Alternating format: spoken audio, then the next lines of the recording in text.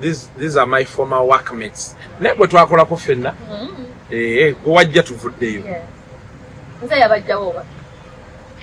Wajja tuvuddewo. Emma, shoya fate mwayongera jikuba ki.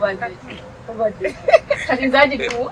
Anti kati nozola wera toza ne bagamba kati bano. Tebajja kusobola. Yo kanveyo kati nemegendayo. Naye Jose twali naye. You doing well? You're nice? That's good. We are manyize naye. We know each other very well. Yes. Very well. Yes. Simanyo wewe wakabimanyi buno mumanyi. Kugataya kaberenga bawala wachi. Bino byange no. Nile chance bwe tukajja bera. TV wangamba otagala kusembera bawala balungi bayagala kusembera. Kabyaga. Gende mas. Well, Kasukudo was about then you at this time around Kaspakola interview. You didn't know who's on the challenge. But yeah, you personality. Yeah, for starters, what buli muntu balagirako abaagala okujja mu kantu n'abalira nabo okutumbula n'abaagala kubeera awo ine ekintu ky'ogamba nina obudde we natuuka time nga nange nzeka bwe bali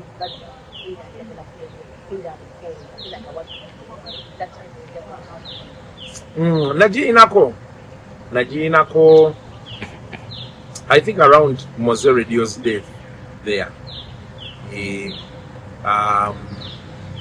Abayimbi abo bagaginga up against me. The worst bit of it all bali bagala kunsiya. Bagala kunteekako kufa kwa mwana oyo. Because well, nakolako ko statement nti batakyusa byakola bajja mu kuba omutwe bagwasi.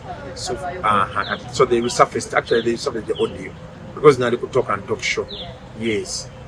Remember that time where I saw laptop ya Mostia or the Ayoko Fakwa Ivan and all that stuff. So abasajja obanteekako amaanyi mangi. Twasooka ku UCC ne tuvaayo ne tugenda ne bajja ku mulimu ne tugenda ku poliisi. Kati what made matters worse ng'ate ndaba ne bano abawagizi, because you know waliwo kye bayita bakiyita batya, you tap into someone's feelings. For example, today if you suffered a breakup, it is very easy for your best friend to bang you. Because you are emotionally, you are in an emotional state where you're vulnerable.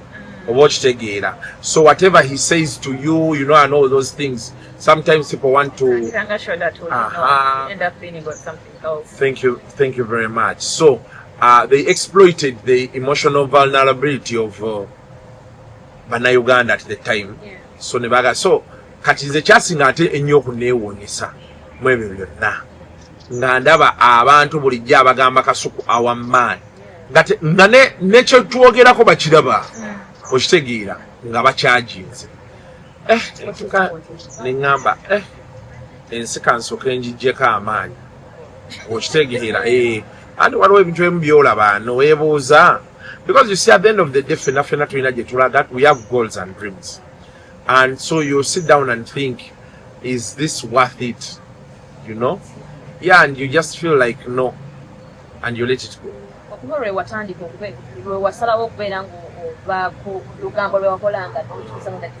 Yeah.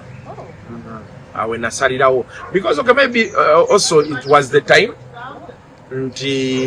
Katonda ayinza okuba yali andaga nti kati saawa yakyusa because nakyo kyali kitandisa okukaddiwa kati ngaye tulina okudda ku kirala.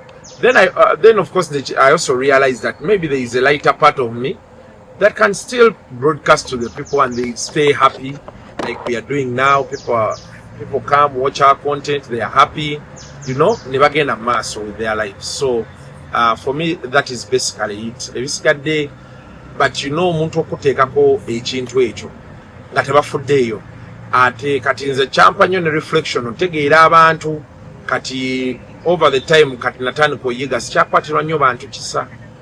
You just need to find me in the right time. Bw'ojjanga nina ssente zange neetaaga okuyamba nga nkuyamba, bwe baneetaaga okkuba essimu wano nga I'm in the right senses. Naye nategeera nti it is very easy for someone to throw you under the bus ngatafuddeeyo, because you imagine if omusango gwa kati omuvuka bamusalira emyaka 10 n'emeka si 14 alina okuba nga avayo next year, something like that. Jali musanvu jali 14, something like that. So you imagine 7 or 14 years of your life gone just like that. And so omuntu yetafuddeeyo okitegeera, so kati awo nenkitegeera ndimanya.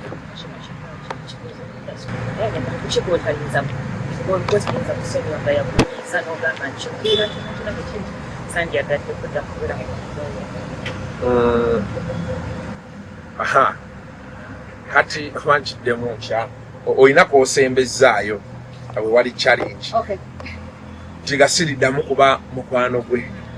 Sina nnyo bantu bangi bensobola actually kati ndowooza mu industry tewali banyiiza abasinga time took over okitegeera olaba kati right now kati it's like winning success nga nyeegedde kati asobola okumala omwaka mulamba nga soogedde naye one on one, maybe nga twogera ku WhatsApp or what on what. So kati time overtakes so many things. Yeah, then of course katekako ekisa kye n'obeerako bulungi byoyagala obyetuusaako okola ki ogenda olaanoga nti kati nfaaki okitegeera. Kati abantu abo kati right now sirina muntu gwe nsobola kugamba nti siddaku kwogera naye oba yali ankoze ekintu. Yeah, they've done things but now time has taken over.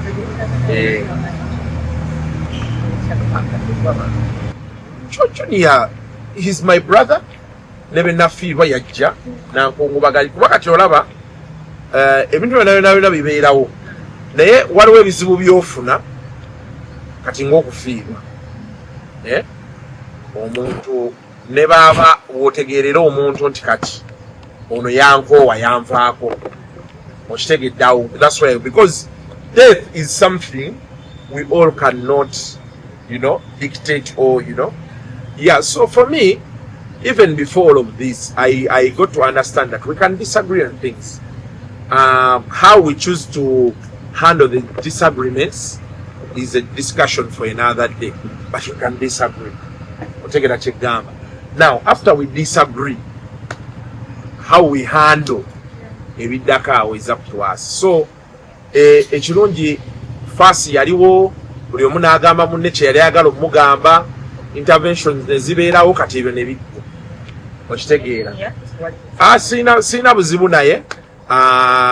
It's just that now he's my friend. I love him from afar.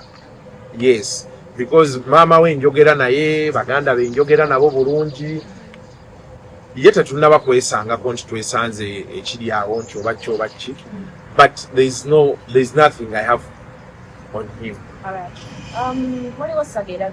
Saga Buchanga, Sagada Yes. We don't communicate as in communicate, but when Bwansanga and Buza, we Musanga Mubuza. Only that there are not so many times that we have met. No. Era benama ntuse njajji musa. Oba naye banaaba ajeetaaga era jjajji nsaba. Ate kati kuba kati times have changed, okitegeera. Direction gye ntera okukoleramu ebintu byange maybe does not align with his things. But yeah, there's nothing kiri awo. Like I've told you, time happens, and time oli agamba time will tell. Yeah.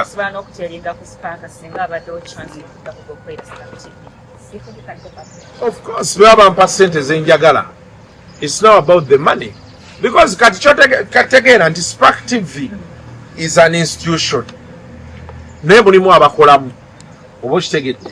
Kati nze problem yange sijina na Spark TV. Njina na bakolamu. Obokitegedde. Yeah, but if we wake up one day and we can harmonize, buli omu n'akola bibye, noonya sente, nfuna sente zenjagala, ngenda nkola. Yes. Yes. Now, lwaki oli muntu gwe bagamba nno oli wankwe mikwano gyo bwe girwana bwe giba girina obutaka bwe girina obutaka wekanya lwosigate otuddenga oba oli bone ddagala sulanga mwabiremu okutegeera temuba nasayi mulya nze ndi wankwe gaddala nze ndi wankwe abadde bakuyita bati saagala oli addaawo agambe nti ki ndi wankwe ndi wankwe kuba sikyagala kweyingiza mu bitankwatako overtime nina ebintu byenjize ekisooka on so many occasions abantu bayiyiriddewo abantu omubiri naye nga bwe bayiirawo omubiri tebali willing bayiirawo omubiri otegera kyeggamba ekyokulala omuntu osobola ovaayo n'omudifendinga at certain time tinaakubuuza nakusabako yes era the only time I take sides with someone ng'oli ansabye yes oli bwaŋŋamba nti kasuku njagala obeere ku sayidi yange mmanya nti ekisooka one ye yampise ekyokulala kati mubanja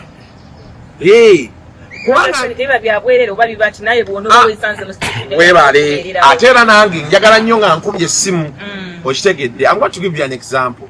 Recently when Zubeda had all that noise that was going around, she was asking me, now gwe kati mani storage ne mbogamba mukwano nze badde nina ombuulira ekiddako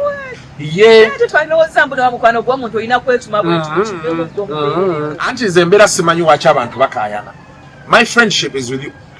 Just this last month abantu badde bakaayana ku internet naye nga ahostinga mukwano gwabe bombi era naye n'afuna same backlash nga nze era n'abagamba kyekimu nti balipo balina enkaayana zaabwe ze nkozi ogwange ogw'okuleeta ono n'ono mere balanced ebisigadde biki lwaki because we are living in a world where our friends tebali reliable. You assume nze mbibaddeko emirundi mingi omuntu n'akubuuza nakugambako nakutumako yes ekyokulala kati nze nga nti sakozi ze ntambuliramu nze nina emikwano mingi oba kale nina abantu bemmanyi bangi wine success mumanyi naawe nkumanyi kati olunaku olwaliro mugenda kusanga ngoba mukaayana ne Flavia namulinda ne Flavia mumanyi kati nze simanyi gye mwavudde nga mukaayana nze temunvumye. Why do you want me to come in between you? The only thing I can do maybe is to harmonize. Naye ate benjogera ne bano ne bandaga nti bo tebaagala manya ne njogera ne bali nze nga nsigala ngenda mu maaso oba okitegeera kati nze bwe bakyekye kimpisa Yuda kasita ennaku zino kati buli omu akiroozezzaako era buli omu kati baatandise okuŋŋamba naye kasuku mutuufu teweeyingiza mu ntalo z'abantu babeera bakakaayana wano ate nga baddingana bwe baba baddingana tebatugamba baba bakaayana baagala tukole ki kati nze awo nensirika ne ŋŋamba obaani be bamanyi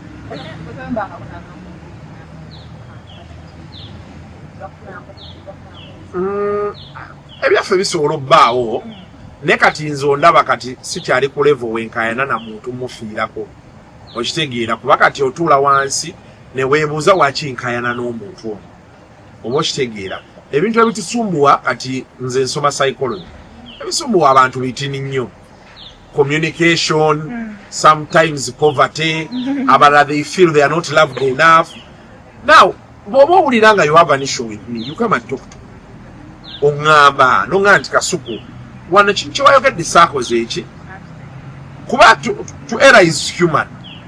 Bw'onyinyonnyola ne nkugamba nti muganda wange nsonyiwa yes recently waliwo tutategeeragana bulungi na Zubeida nankubira essimu naŋŋamba nti ate kati bino nemugamba kino kiri beekiti ne beekiti naŋŋamba nedda kiri beekiti ne beekiti nemugamba ye Zubeida kitegedde nsonyiwa obulamu ne bukola ki otherwise twandibadde tugenda tutandika kaya nakusika muguwa kukaya n'okitegeera kati I prefer if someone chooses civility we move civility.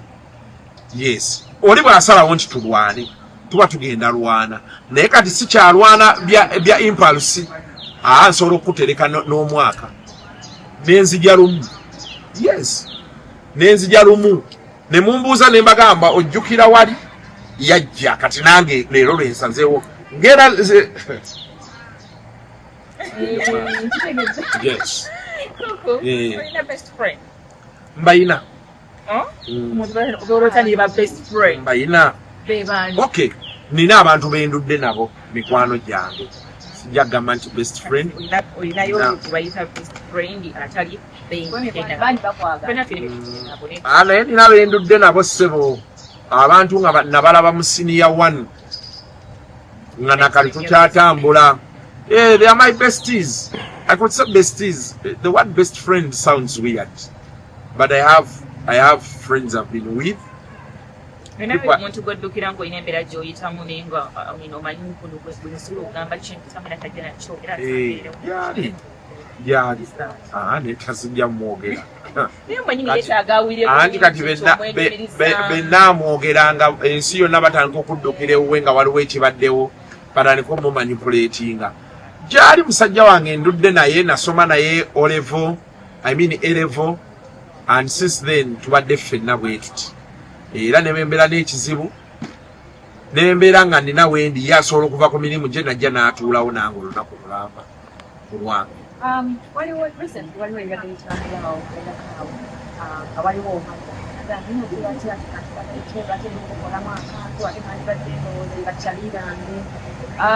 kulino gye tuyingiddemu nzerejoze teri mu mikwano teri abo bantu bange mugasobulirawo amawulire tegaliibwe. Because you see the thing, the problem most people have is people forget that this is journalism.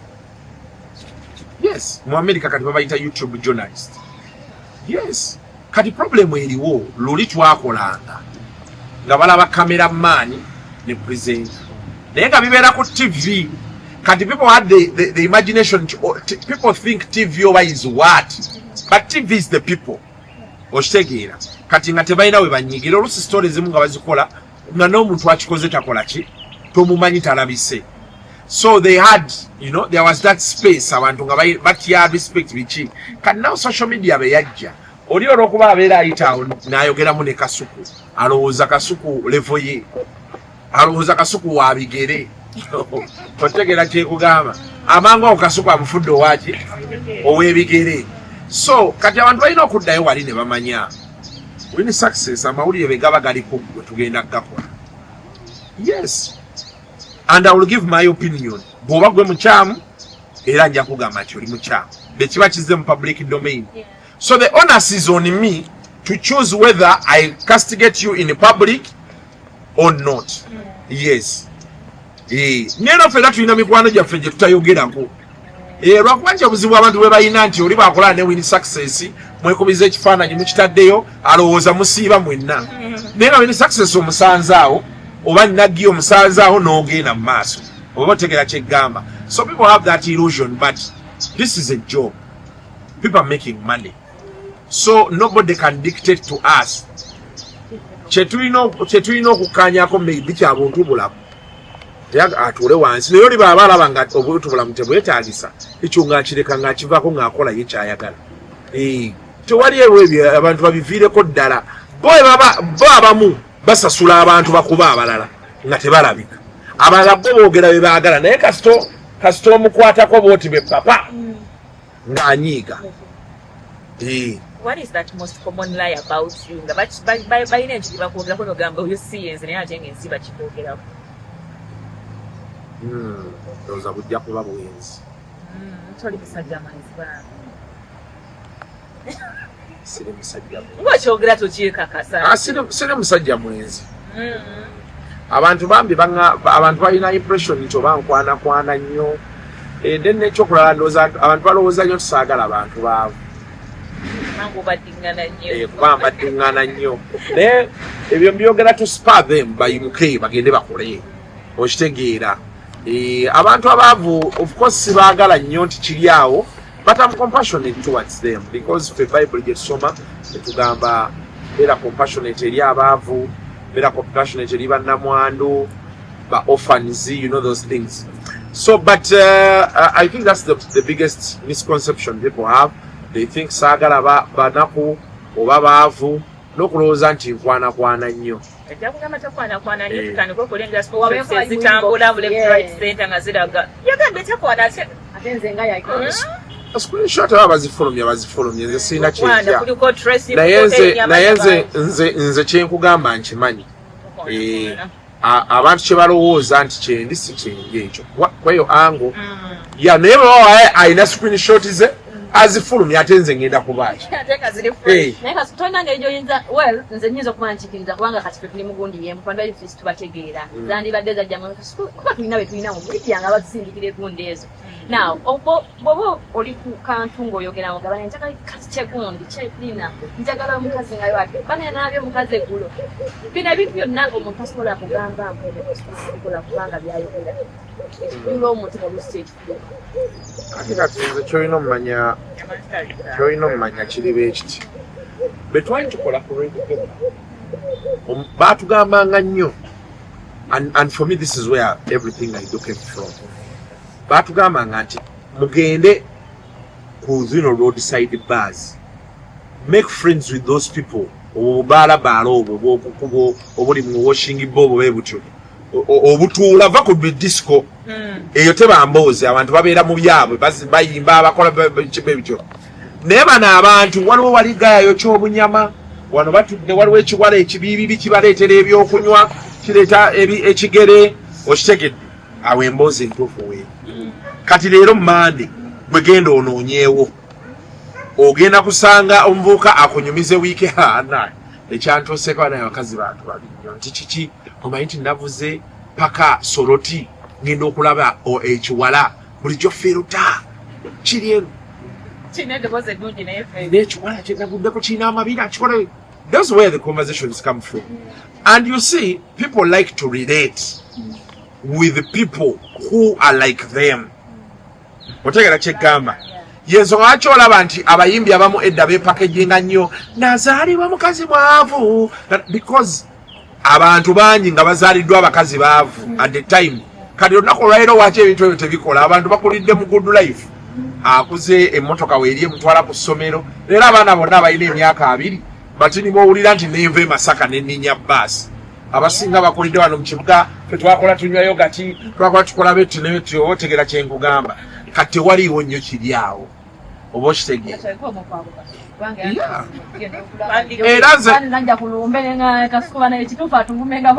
era nze bempulira nazaalibwa mukazi nga mwavu nze si oluli siriyimba nazaalibwa mukazi mwavu kati waliwo ebintu ebimu ennyimba ezimu nziwulira naye omusajja oyo ayimba nonga because maybe message teyogera na you understand. So that's exactly what's up. Kati bw'okwata emboozi eno abantu ne batandika okulowooza nti Kasuku is one of us because the dynamics now have changed. People want to see you, people want to feel they are part of you, you know. So kati emboozi ezo tulina zitambuliza eyo ate noso n'amabina amanene malungi otunulako tulira omwanga anyenye ebbina obuzibu bw'amabina amanene wamu kweyambula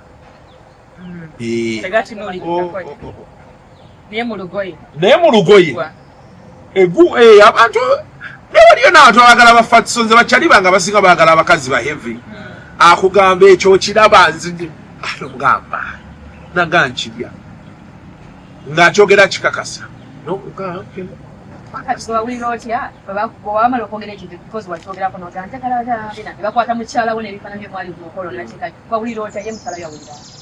mukyala simanyi bwe yawulira naye nze sirina bubi bwe nawuliramu ate kati nze njagala mukyala wange for me I love her oba munene oba mutini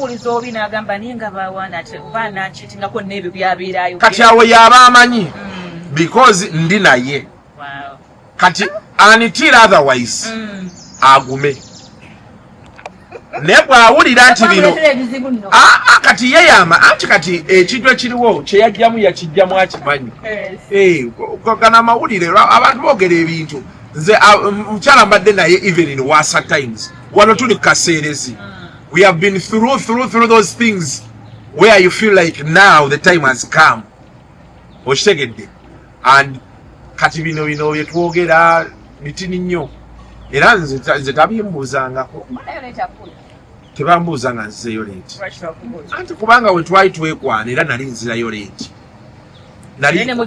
nali nkola kiro oluusi nga ntambula naye yes ne tugenda ne tuko mukyala ngo mulimu gwenkola agumanyi bulungi agumanyi nti mbeerawo nga abantu balaba ndya nnywa tuli happy naye nga nkola kati abatagumanyi bebo bowulira naye kuba mukyala we amulowoozaako ki talina kyamulowoozaako tuvudde ku mukyala famire y'omukyala omanyize nizo gamba ti kantegera omwami wange nga famire gamba niba nayejeza omwami wonga nze kati amaanyi gali ku mukyala famire yebe ebeeyina weetasiimye esobola okwogera naye naye kati nze sijja kigenda kusobola okay waliwo ebintu of course naye sijja kusobola bimu naye baba balinamu ensonga yaabwe basobola ogiwa omukyala n'agindeetera be baamu eggumba n'engimulungula be bateriimu ne banninda kuddamu kyekiri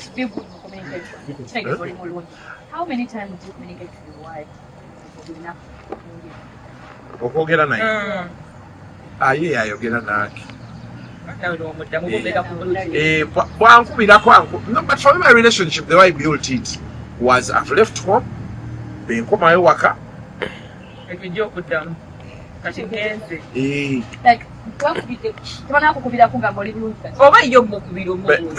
Bembanga saasuze naye eyo message ejja.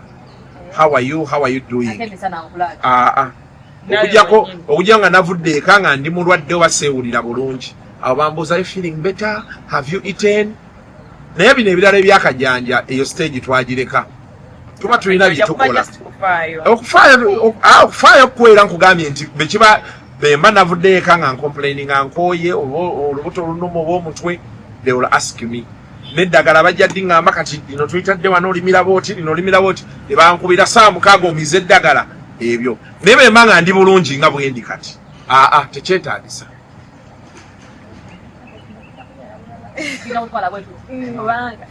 Anti kati kyoba omanya kati obufumbo abantu abasinga bo balina kye batamanyi. Obufumbo bavuga bwa Telemundo. Obufumbo bwa Telemundo tetubuyina wano. Abantu balina onnoonya ssente. Okitegedde? Kati bwe tunaddamu ebyo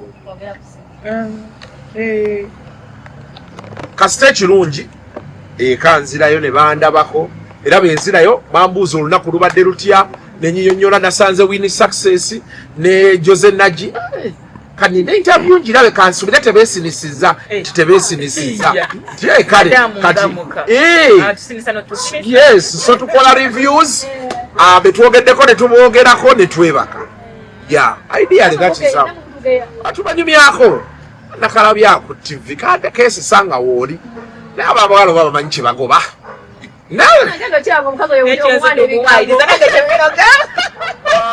kati zakyenkuulidde ge mazima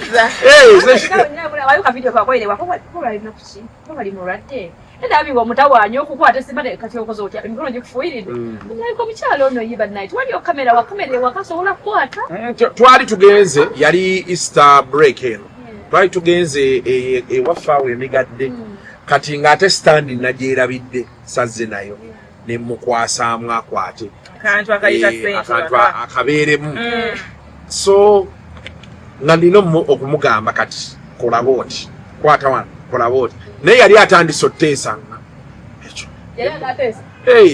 nga yawulira nemugaa asigala ku kamera paka okukamera so neryo osobola obiwaana omukyala wa gundi ng'oli wamu n'omukyala oyo ku kamera omukyala wa mabina mukyala wa gundi oyo ng'oli mukyala gwe mulimu kiba kiganye era gwe yeggwe gwe mulimu oh yeah, of course so many times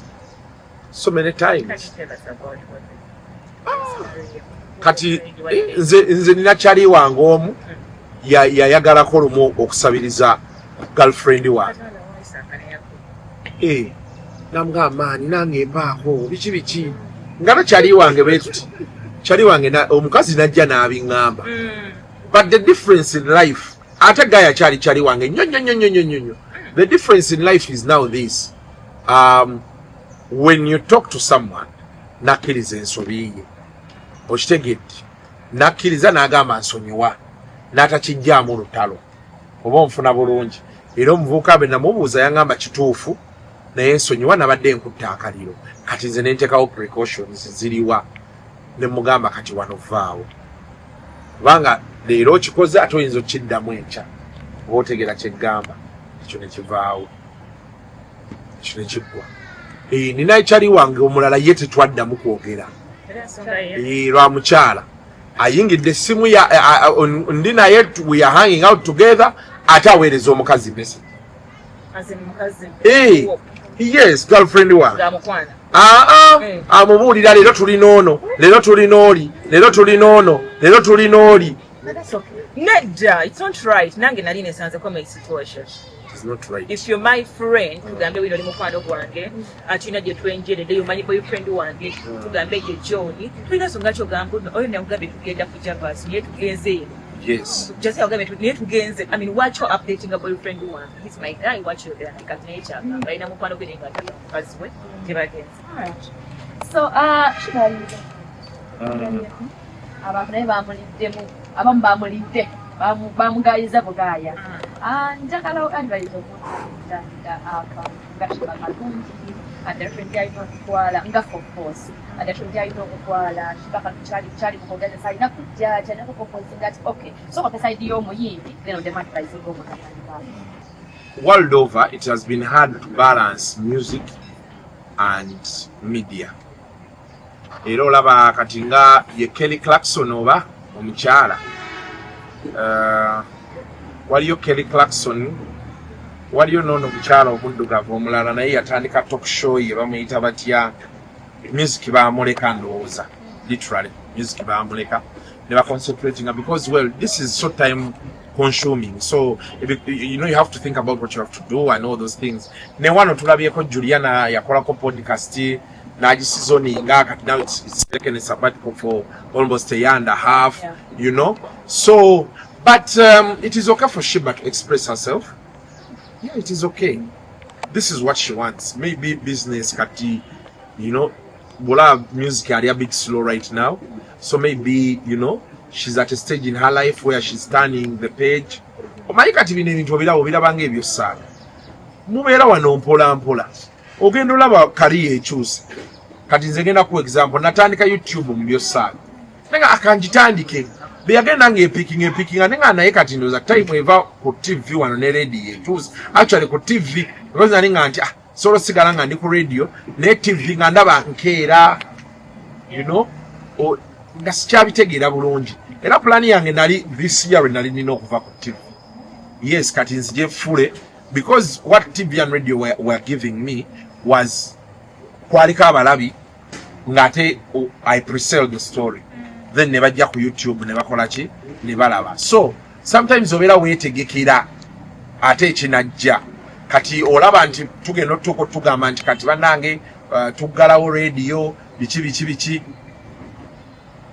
ng'already tulina kino ekikola kitambula nekikola ki so maybe naye ayinza okuba yatula wansi ekibalo kye nga kimulaga n'asalawo akola ekyo.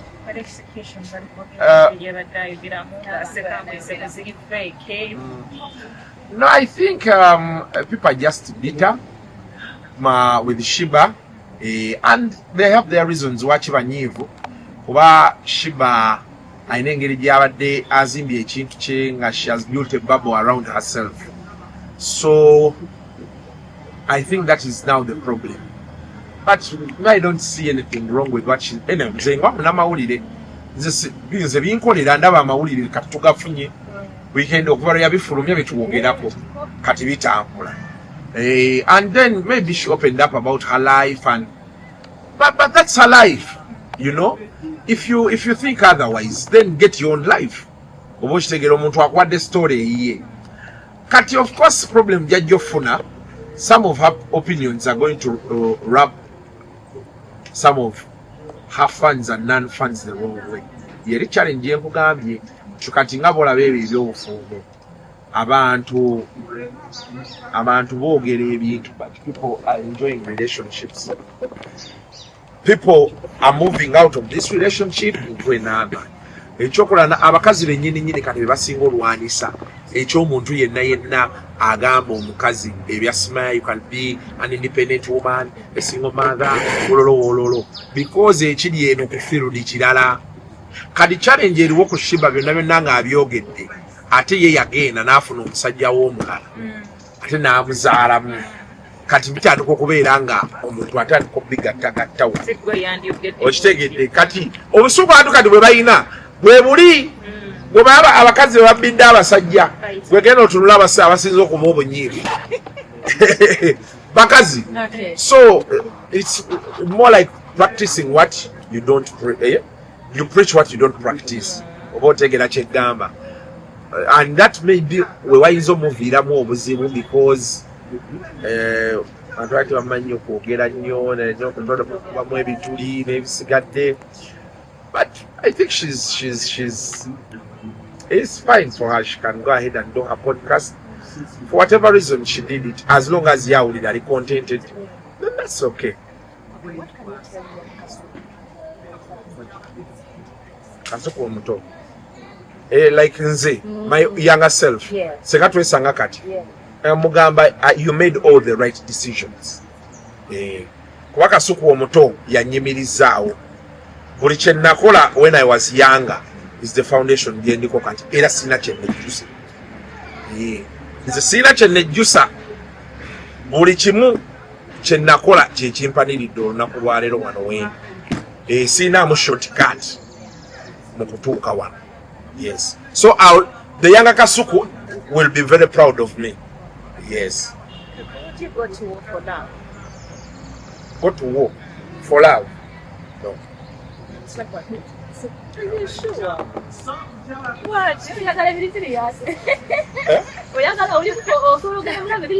Yes. Sikyabikola. Actually nze sibikolangako. Nze obulamu bwange bonna abawala be babadde bankayanira. I'm telling you. Kati ekibakayanya ekituufu. Nemwera kuba kati mundabye wano olubuto luzze.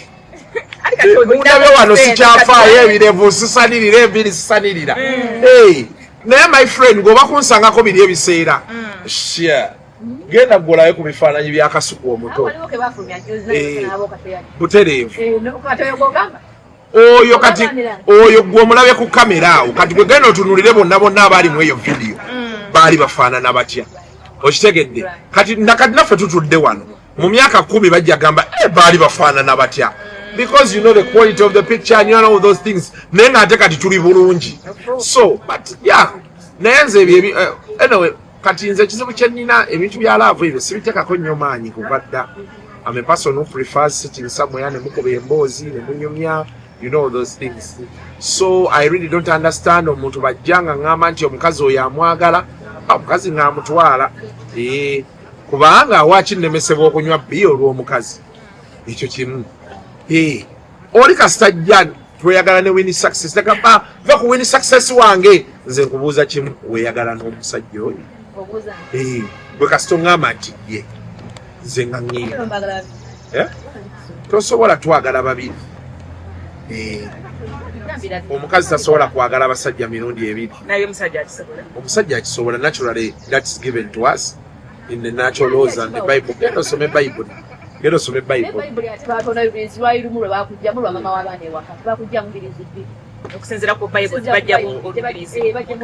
have chosen to quote what interests you. But you can decide to, you know, so many other things you will get answered. Yes. So yeah, that's what's up, Kati. Sisobola sirwanira love.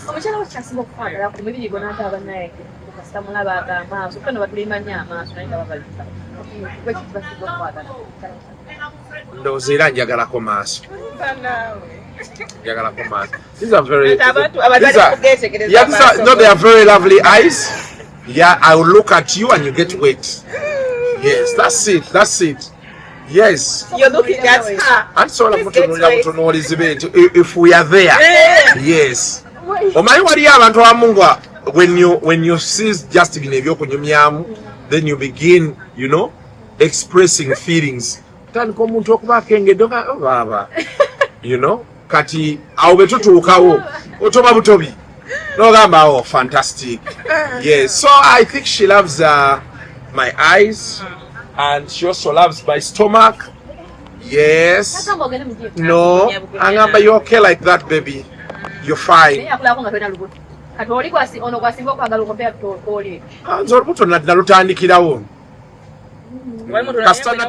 Kasana tani kufuna kusenga kasana tani kugejja kati lwakuba nti kati saa ino luze nnyo naye luli nali munene nze nabe nti buteriivu nali munene nze na naye kyo sijja kyogera kankirekereze ekyo kankirekereze kankireke so that I don't get manipulated by the public on it. Yes. Naye yakimanyi yakimanyi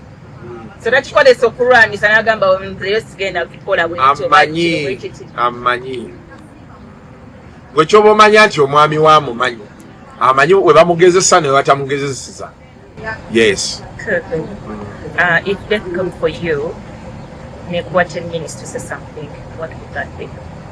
Bye. Bye. At some point we are all going to die. Nze ndabyeko the cruel hand of death, you know.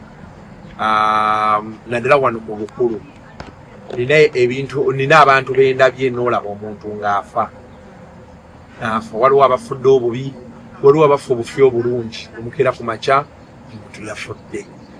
Kati bituyigiriza ki nti tulina okwetegeka. You just have to be prepared. Ekirala kyenkugamba. If God was to give you aniza okulizayo omuntu omu ku bantu your loved ones, who would that be? Mama wange yali anjagala nnyo. Olaba yafanga muto naye paka kati nkyamuliko. Mama wange yandibadde mama wange namukasa. What is your favorite drink when I'm playing you?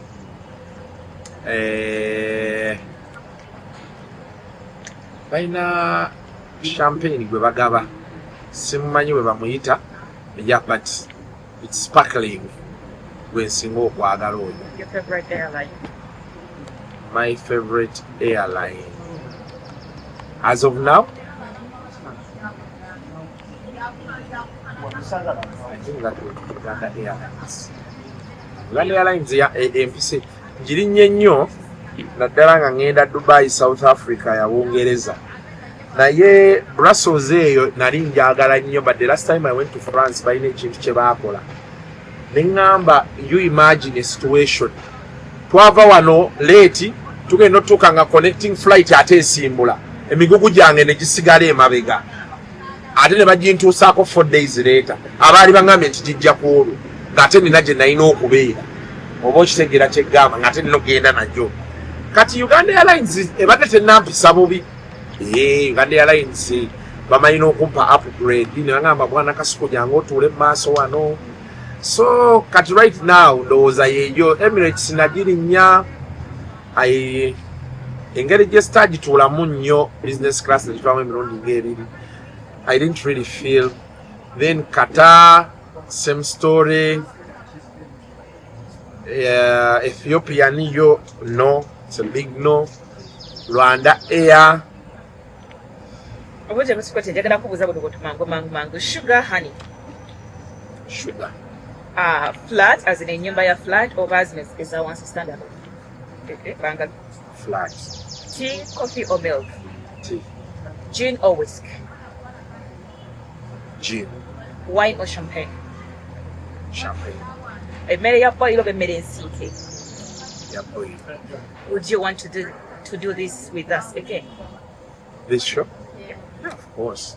Why not? Yes. Bagita Winnie and Jose and Winnie Diaries. Weyo sabu yange. Thank you, Kuku. Winnie. Jose and Winnie Diaries. Jose. Naye kati ekyokulala wakisiggo wankubira oba ono wakimwayita wa Medicaid olimba werabidde bizinesi esomayo okukola wali wala kagayi wali wansi wali mawanda road naye nga tebaleeta mirimu sabu yiyo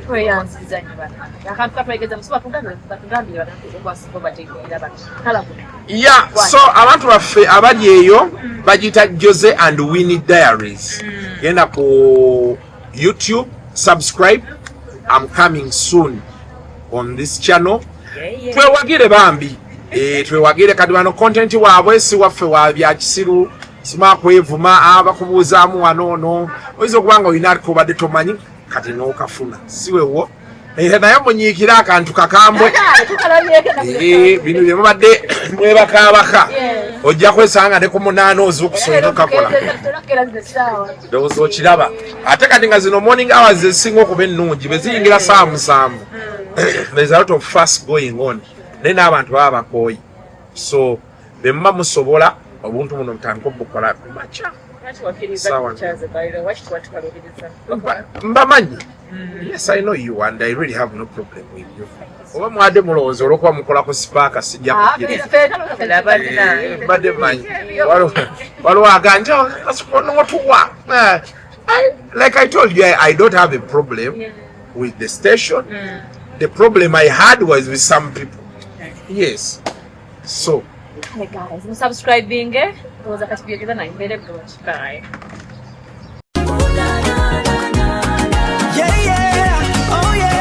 Spilling the tea, get the inside scoop. Join the dynamic duo, plug into the loop. Jose and Winnie, Diaries. Got that fire, no apologies. Conversations that inform and inspire. Taking entertainment to a level higher. Come on, come and catch the vibe now. Ooh, na, na, na. Hey, come on, come and catch the vibe now. Jose and Winnie,